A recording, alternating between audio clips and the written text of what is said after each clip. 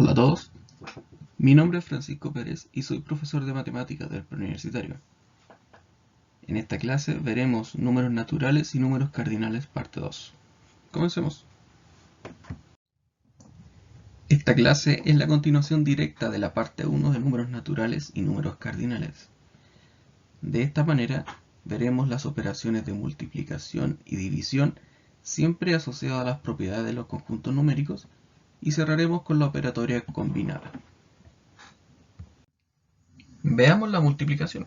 En términos generales, una multiplicación se ve así, dos términos multiplicándose y obteniendo un resultado.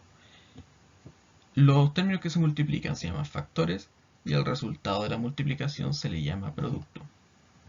La multiplicación, al igual que la adición, es la operación que es necesaria para revisar las propiedades o axiomas de los números reales. Es decir, debemos verificar las propiedades que vimos en la adición. La primera de ellas será la clausura, la cual dice que el producto de dos naturales o cardinales es siempre un número natural o cardinal respectivamente. Es decir, si yo tomo dos números cualesquiera del conjunto de los números naturales o cardinales, el resultado siempre se queda en el mismo conjunto. ¿Qué es lo que sale aquí en términos matemáticos?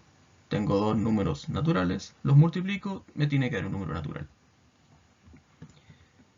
Veamos con números de verdad. 8 y 9 son números naturales.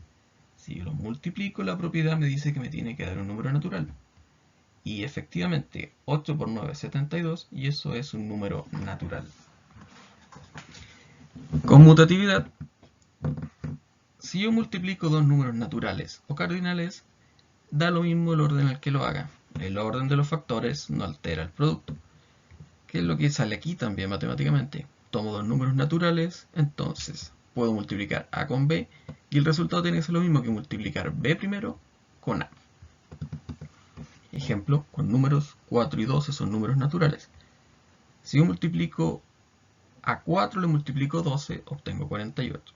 Si a 12 le multiplico 4, obtengo 48. La propiedad conmutativa también se cumple. Sigamos viendo propiedades de la multiplicación. La asociatividad. Al multiplicar tres o más números naturales o cardinales, es irrelevante la manera en que los agrupe. Matemáticamente esto se ve expresado así. Si tomo tres números naturales, puedo multiplicar los dos primeros y al resultado le multiplico el tercero, o puedo multiplicar los dos últimos y el resultado lo multiplico con el primero. Los paréntesis están cumpliendo esa función, están mostrando qué es lo que voy a resolver primero y según la propiedad del resultado va a ser lo mismo. Y acá tengo un ejemplo para que me crean. 5, 3 y 8 son números naturales. Puedo multiplicar 5 con 3 primero y el resultado lo multiplico con 8.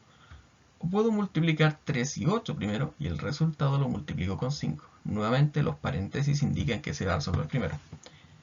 El desarrollo está hacia abajo y en ambos casos se obtiene el mismo resultado. La propiedad se cumple en naturales y en cardinales para la multiplicación.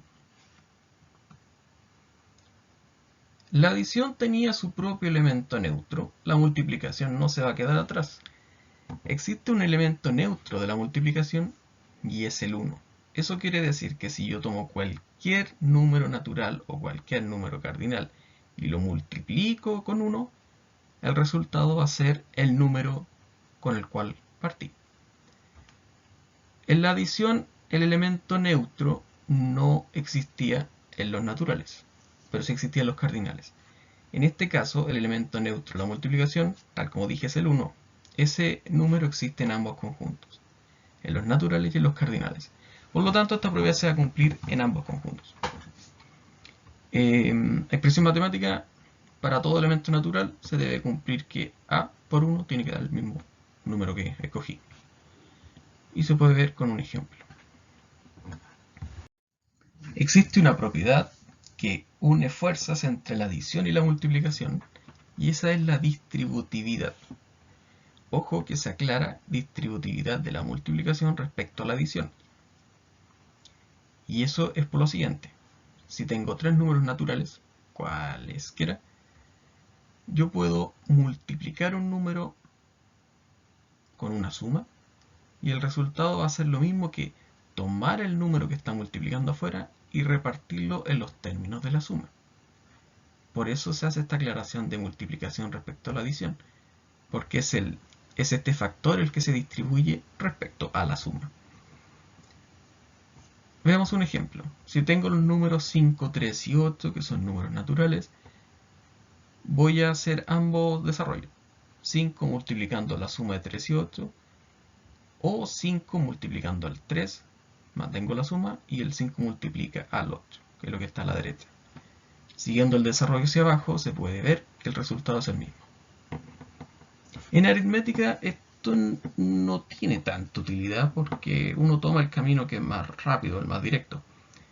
Pero esta propiedad es de gran utilidad en álgebra. Sobre todo se van a acordar cuando vayamos de este lado al lado izquierdo, que es lo que llamamos factorizar. Viene de esta misma propiedad. Y la operación que nos falta es la división. Así se ve una división. Cada uno de sus términos tiene nombre. El número que se divide es el dividendo, el 3 en este caso. El número que lo divide, el 4, es el divisor. El resultado es el cociente y a veces hay resto en estas divisiones. No está de más saber que si yo quisiera rearmar la división, se utiliza esta fórmula. Pero más que memorizar la fórmula, mejor verlo de la siguiente manera. Si yo quisiera dividir 13 lápices entre 4 personas, a cada uno le va a tocar 3 lápices. Pero me va a sobrar uno. La idea no es romper el lápiz porque ya no serviría de nada. Entonces, si yo quisiera saber cuántos lápices habían originalmente, basta con ver que, bueno, eran 4 personas, cada una tiene 3 lápices, los multiplico, tengo 12 lápices. Y tengo que sumar el que quedó restante. Entonces el 13 se arma multiplicando divisor por cociente y sumo el resto, que es la fórmula que sale acá. Así como en la sustracción existía esa restricción de qué números se podían restar dentro de los naturales o cardinales, para la división hay algo parecido. Los números se van a poder dividir siempre, solo que a veces no va a dar un resultado exacto, tal como sale en este ejemplo.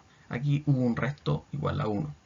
Entonces, si tú quieres dividir dos números naturales o cardinales de manera exacta, es decir, que el resto sea 0, el dividendo debe ser múltiplo del divisor. Que es básicamente que el dividendo esté en la tabla del divisor, por decirlo de alguna manera. En el caso contrario, la división no es exacta y va a haber un resto distinto de 0, que nuevamente es lo que se ve en el ejemplo. Y aquí hay más ejemplos. 36 dividido 9 es 4, es una división exacta. 4 es el resultado de esa división y 4 es un número natural. En cambio, si yo quisiera dividir 27 dividido 4, no puedo representar mediante un número natural, un solo número natural, cuál es el resultado de esta división. Tengo que hablar de un cociente y de su resto. Vimos las 4 operaciones para estos dos conjuntos numéricos. Vimos las propiedades asociadas a la adición y multiplicación. Así que corresponde hacer un resumen de cómo queda el esquema de los axiomas de los números reales. Vimos que clausura se cumple en adición y multiplicación. Conmutatividad también, por eso están en verde. Elemento neutro lo puse en amarillo porque se cumple en los cardinales, pero no se cumple en los naturales. Por eso amarillo de duda. Pero elemento neutro multiplicativo sí se cumple en naturales y en cardinales. El 1 es el elemento neutro multiplicativo y está en ambos conjuntos. Esta propiedad no la mencioné porque está asociada a otros conjuntos numéricos que veremos más adelante. A grandes rasgos, la adición tiene un opuesto o un inverso aditivo para cada uno de sus elementos. Y ese opuesto tiene que cumplir la propiedad de que, por ejemplo, si a 14 le sumo su inverso aditivo, me tiene que dar 0. Intuitivamente uno dice, entonces van a ser números negativos. Bueno, por eso no existe inverso aditivo en los cardinales y en los naturales. Inverso multiplicativo, también llamado recíproco. Todo número real distinto a 0 tiene inverso multiplicativo y tiene que cumplir la siguiente característica. 14. Si yo lo multiplico con su inverso multiplicativo me tiene que dar 1. Quizás algunos digan, el 1 sí cumple esta propiedad. Si yo multiplico 1 con 1, me da 1. Efectivamente, el inverso multiplicativo de 1 es 1. Pero está la aclaración de que tiene que cumplirse para todo número de ese conjunto. Basta con tomar el 2 en los números naturales y no voy a encontrar inverso multiplicativo. Por eso, esta propiedad, inverso multiplicativo, no se cumple ni en naturales ni en cardinales. Y para cerrar la tabla, la asociatividad se cumple en adición y en multiplicación en los números naturales y cardinales. Y la distributividad, que era la propiedad que unía las fuerzas de adición y multiplicación, se cumple en ambos conjuntos numéricos. Quizás muchos digan a esta altura que el profe mostró ejemplos muy fáciles, o hacía solo suma, o solo resta, o solo multiplicación, o solo división, pero en los ejercicios de guía mezclan todas esas operaciones. Bueno, con eso cerramos esta clase.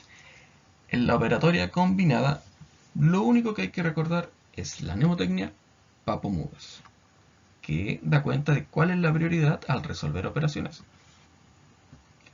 Papo-Mudas dice, el pa es porque los paréntesis son los primeros en resolverse, siempre. Y si hay paréntesis dentro de paréntesis, parto de adentro hacia afuera. El po es de potencias, que también alude a raíces y logaritmos en caso que estén ahí metidos en la operación. El mud es de multiplicaciones y divisiones, estas se deben resolver de izquierda a derecha. Y el as, para cerrar Papo-Mudas, es por la adición y sustracción. Son los que tienen menor prioridad al resolver operatoria combinada. La mejor manera de resolver operatoria combinada es resolviendo muchos ejercicios, ejercitando constantemente. Es la mejor manera.